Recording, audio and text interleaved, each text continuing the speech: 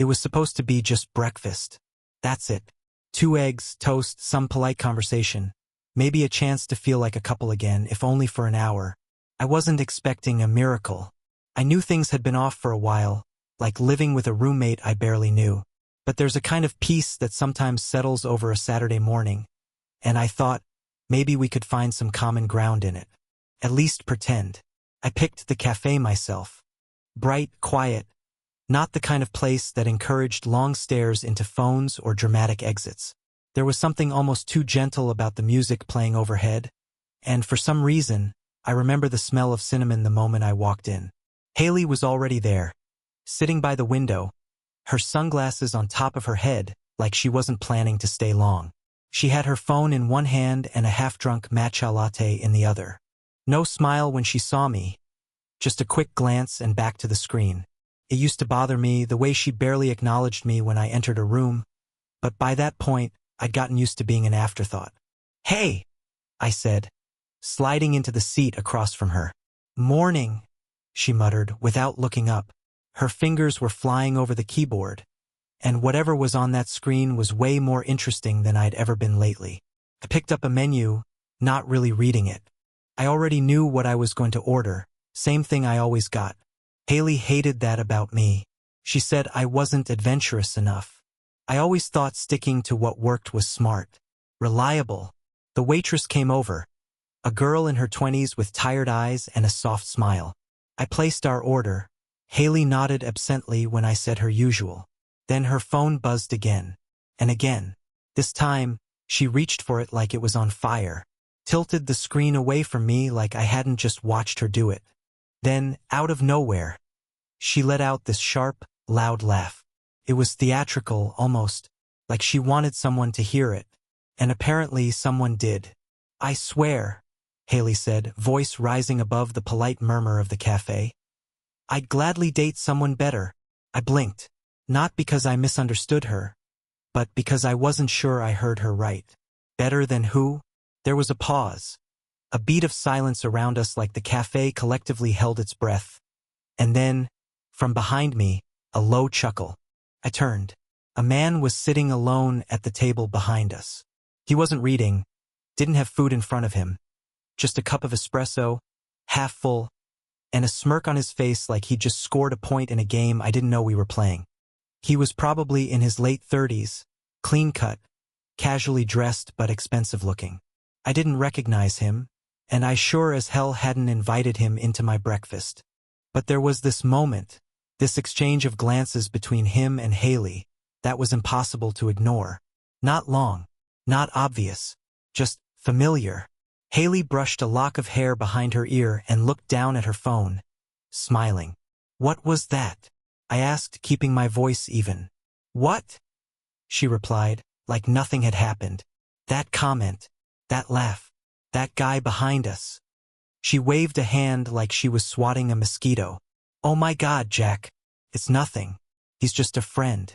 Relax." I felt my jaw tighten, but I didn't say anything right away. My eyes lingered on the man behind us, who suddenly seemed very interested in his espresso. "A friend," I repeated. "Yes," she snapped, as if the conversation was annoying. "You don't have to turn everything into a scene. You're always like this." I stared at her. She didn't look back. She was already tapping away on her phone again. I didn't know what bothered me more, the way she lied so easily or the fact that I expected it. I reached into my wallet and pulled out a few 20s. I placed them on the table, making sure there was more than enough to cover the check and tip. Then I did something I didn't plan on doing. Not before I walked in. Not even when she laughed. I took off my wedding ring. It wasn't some grand gesture. There was no speech, no dramatic pause. I just slid it off my finger and placed it on the table next to her cup, right there beside the spoon she hadn't used. She looked up, confused for a second. Then her face shifted, eyes narrowing, shoulders tensing. "Seriously, Jack?" I didn't answer. "You're being impulsive," she said sharply, leaning forward. "You're seriously going to throw a tantrum over a joke? Is that what that was?" I asked. My voice was quiet, even. I wasn't angry. I wasn't trying to be. I just wanted her to see what I saw. Yes, she snapped. God, you're so dramatic. This is exactly what I meant when I said you're always looking for something to be mad about. I stared at the ring on the table. Funny how small it looked. For years, it felt like an anchor. A symbol. Now it just looked like a piece of metal next to an empty cup. I'm not mad, I said. I just finally understand. She tilted her head. Understand what? I stood up and slid my jacket over my shoulder. That I'm not the one you're waiting for anymore. She rolled her eyes, scoffing. Jesus, you sound like a movie character. The man behind us, the one with the espresso, stood up a moment later and walked toward the back exit. I didn't follow him. I didn't need to. The point wasn't who he was. The point was she let me see it. She wanted me to. As I stepped outside, the cold morning air felt sharper than usual. I took a deep breath and turned the corner, walking without knowing where I was headed. Maybe it had started weeks ago. Maybe months. Maybe it started the day she began turning her phone face down without realizing I noticed. But the moment it clicked, the real moment was that laugh. That cruel, performative laugh. It was like watching the curtain rise on a play I didn't know I was in. And in that moment, I knew my role was over. The drive home was silent. Not the peaceful kind, no music, no radio, not even the low hum I usually let fill the space. I kept both hands on the wheel, staring straight ahead, while the city passed by like background noise. Haley sat in the passenger seat, scrolling again, like the morning hadn't happened. Like the ring on the cafe table was just a misunderstanding she could ignore until it fixed itself. I didn't ask where she was going later. I didn't ask who she'd been texting. I didn't ask anything at all. Something in me had shifted, and once it did, everything I'd been brushing off started lining up with uncomfortable precision. She'd been leaving for a long time, not all at once, slowly, carefully. I remembered when she started putting her phone on airplane mode at night. She said the notifications stressed her out, that she needed peace. At first, I respected it. I thought it was healthy. Then I realized she never forgot to turn it back on when she left the room, only when she was near me. She stopped using names when she talked about work. It used to be Sarah from accounting or Mike from marketing. Then it became just my team. Faceless, abstract. Easier to lie about that way. Our shared calendar, the one we used to plan everything from dentist appointments to weekend trips, went blank. No reminders. No notes. No future. When I asked about it, she said she was trying to be more spontaneous. The smells came next. Subtle at first. A different shampoo. A faint cologne on her jacket that didn't belong to anyone I knew. When I asked, she said it must have been from a crowded elevator. From hugging coworkers. From nothing. There were gifts I never bought her. Jewelry she wore once and never mentioned. A silk scarf that disappeared before I could ask about it. I told myself I was imagining things. That marriage required trust. That suspicion was poison. Then I found the charger in her bag. It didn't fit her phone. Didn't fit mine. She said it must have been from the office. I nodded and let it go. Every answer she gave came too fast. Like she'd practiced them. Like she was afraid of silence. One night, after a business trip, she said she was staying with a friend. She texted me goodnight early. Her phone went dark.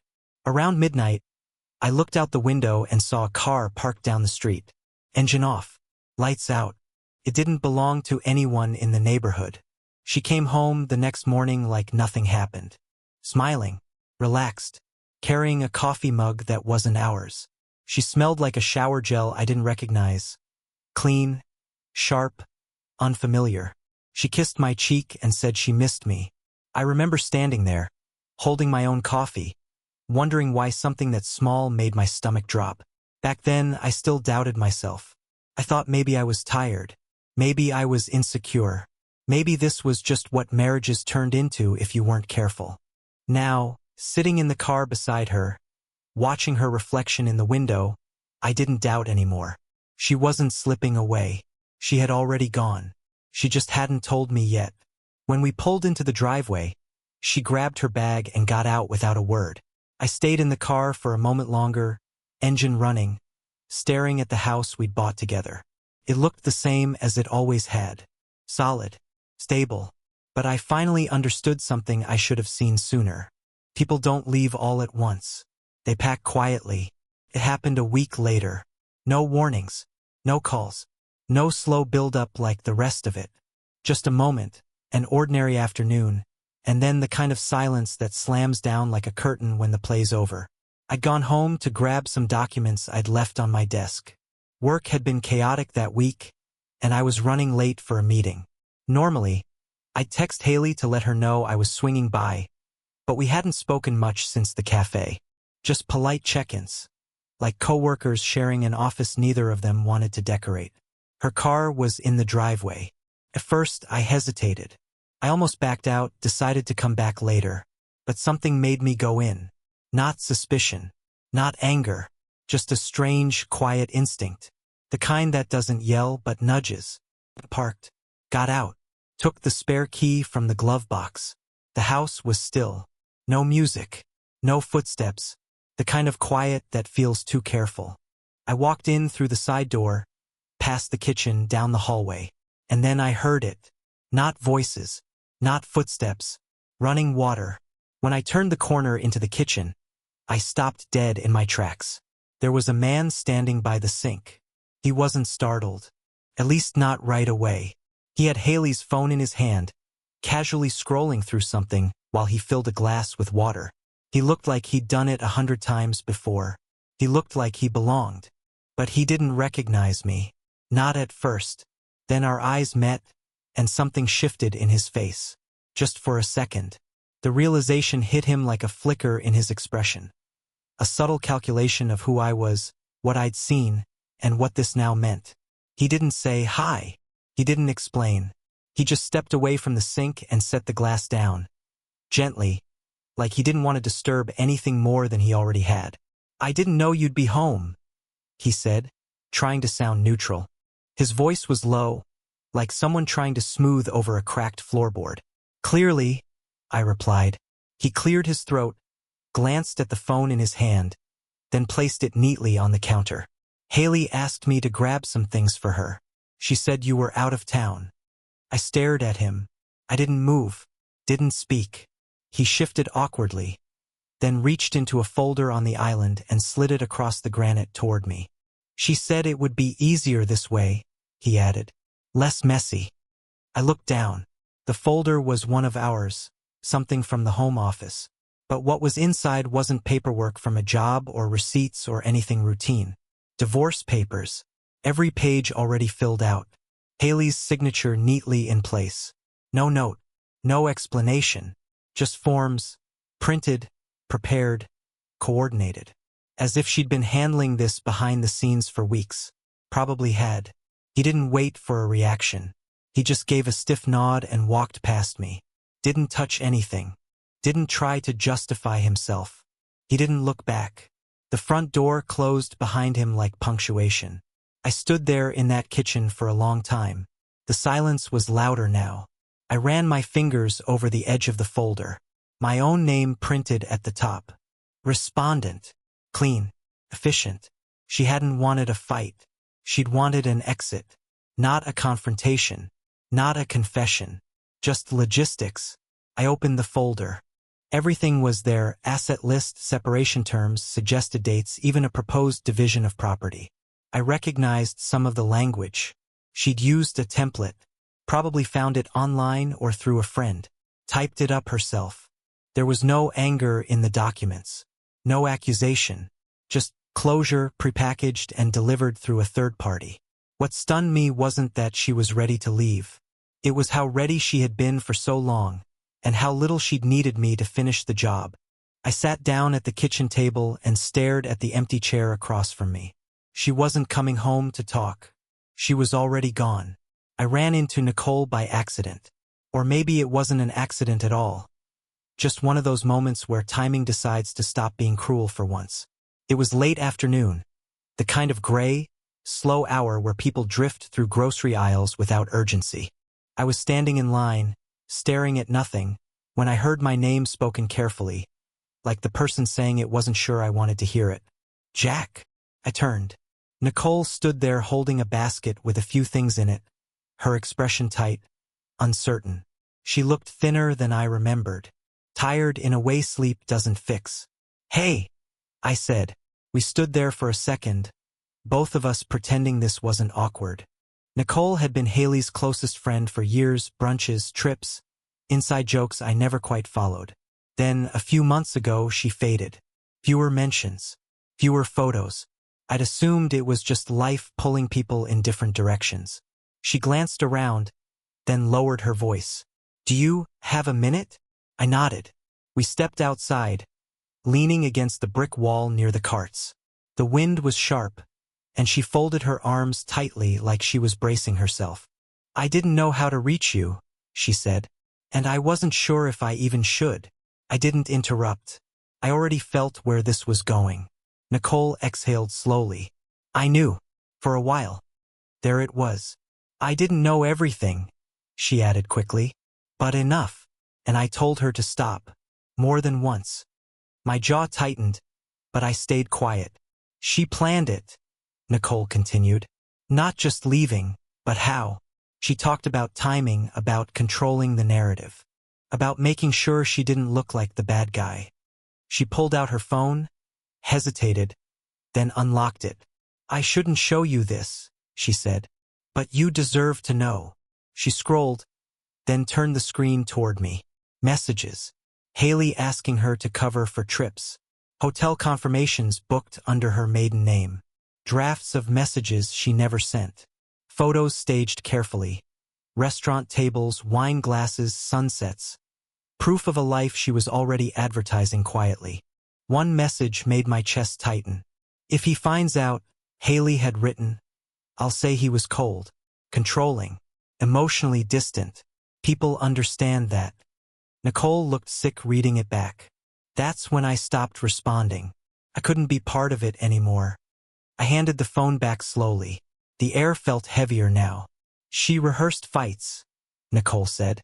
"Even the ones that seemed random.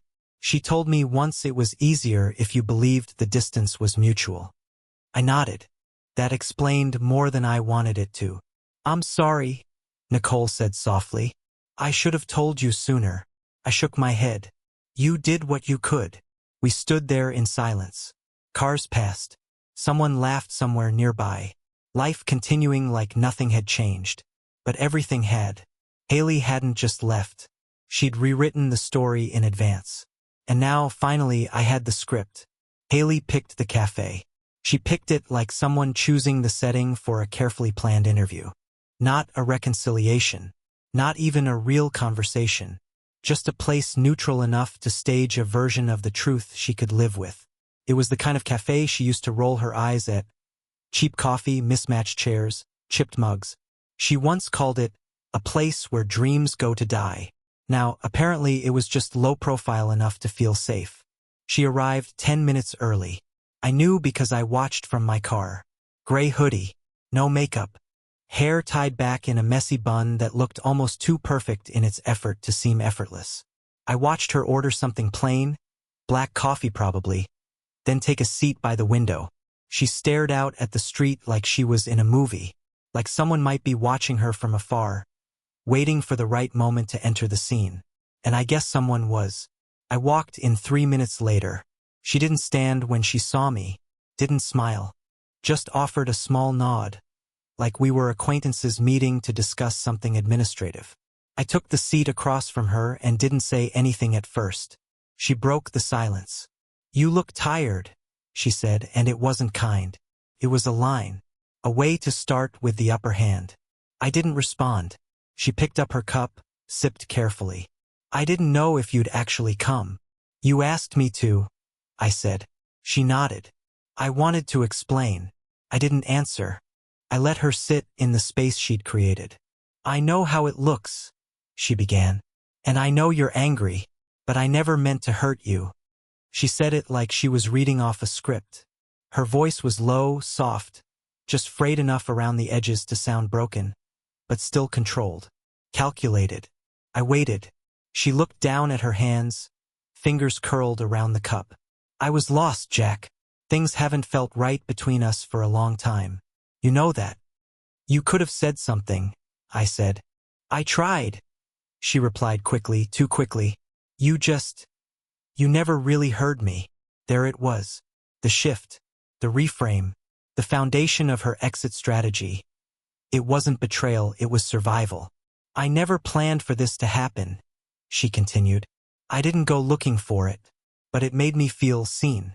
And I didn't realize how invisible I'd become until I cut her off by placing the folder on the table. She froze, didn't touch it, didn't open it, but she knew exactly what it was. The evidence. Nicole's screensh *TS. The staged photos. The email drafts. Hotel receipts. A curated anthology of everything she thought she'd buried deep enough to never surface. Her mouth parted slightly. She blinked. And then, for a brief second, I saw the mask falter. She didn't deny it, didn't argue, didn't ask how I got it. She just leaned back in her chair, let out a slow exhale, and stared past me toward the door. You came prepared, she said. You came rehearsed, I replied. She turned her eyes back to mine. I just wanted it to be civil. It can be, I said, but not dishonest. Another pause, another shift. Her tone changed, less broken now, more businesslike. Look, she said, this doesn't have to get ugly.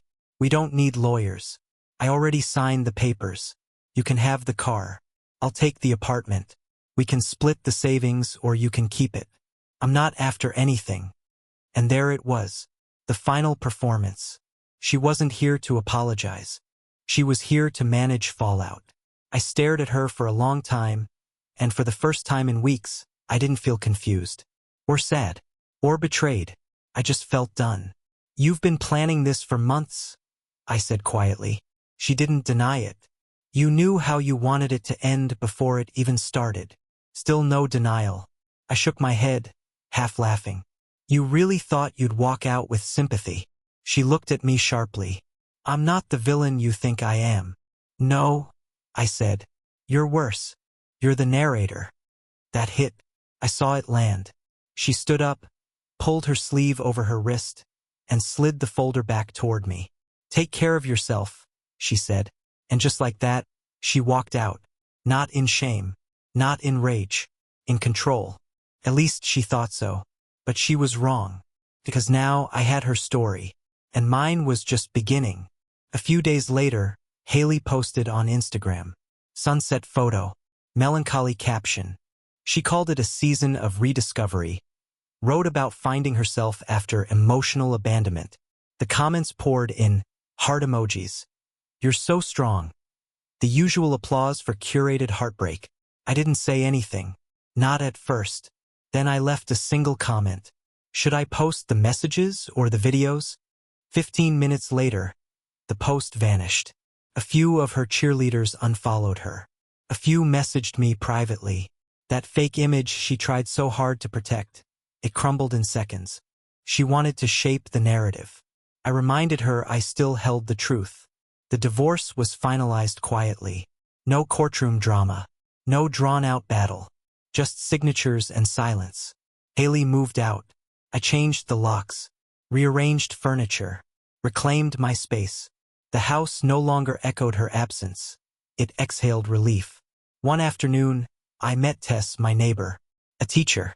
Simple, kind, no masks, no games. We talked like people who didn't need to impress. And in that quiet, I realized something. I wasn't broken. I was finally free.